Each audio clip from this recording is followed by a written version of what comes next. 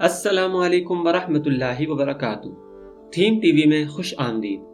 ناظرین، بیت اللہ شریف کی زیارت کا شوق تو ہر انسان کو ہی ہوتا ہے، مگر آپ یہ جان کر حیران ہوں گے کہ ایک چیونٹی کو بھی اس چیز کا شوق پیدا ہوا۔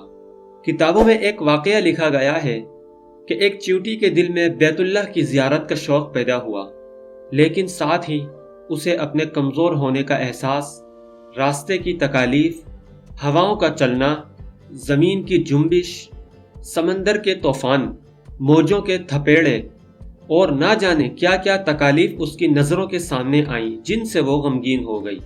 اچانک ایک روز حرم شریف کے ایک کبوتر پر اس کی نظر پڑی۔ یہ دیکھ کر اس کے غمگین اور مردہ دل کو تسلی ہوئی، خدا کا شکر ادا کیا اور دوڑ کر اس کے پاؤں سے چمٹ گئی اور اسے اپنا مقصد بتایا کہ میں بیت اللہ شریف کی زیارت کا شوق رکھتی ہوں۔ کبوتر نے چیونٹی کی طرف دیکھا اور کچھ ہدایت کی۔ وہ کہا، میرے پاؤں کو مضبوطی سے پکڑ کے رکھنا، کیونکہ راستہ بہت خطرناک ہے۔ اگر تم نے مجھے چھوڑ دیا تو پاش پاش ہو جاؤ گی۔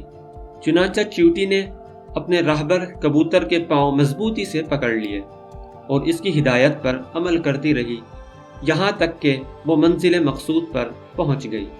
ناظرین، یہ حکایت نقل کرنے کے بعد مولانا روم لکھتے ہیں، سالک کو بھی چاہیے کہ جس کے ساتھ نسبت ہو جائے اور جسے وہ اپنا راہبر مرشد تسلیم کر لے، پھر اس پر کسی بھی قسم کا اعتراض اور کوئی شک کیے بغیر اس کی پیروی کرتا چلا جائے اور استقامت اختیار کرے۔ انشاءاللہ وہ بھی ایک دن ضرور اپنی منزل مقصود پر پہنچ جائے گا۔ ناظرین، یہ حکایت آپ کو کیسی لگی؟ کمنٹ سیکشن میں اپنے خیالات کا اظہار ضرور کیجیے گا۔ اپنا خیال رکھیے گا۔ اللہ حافظ۔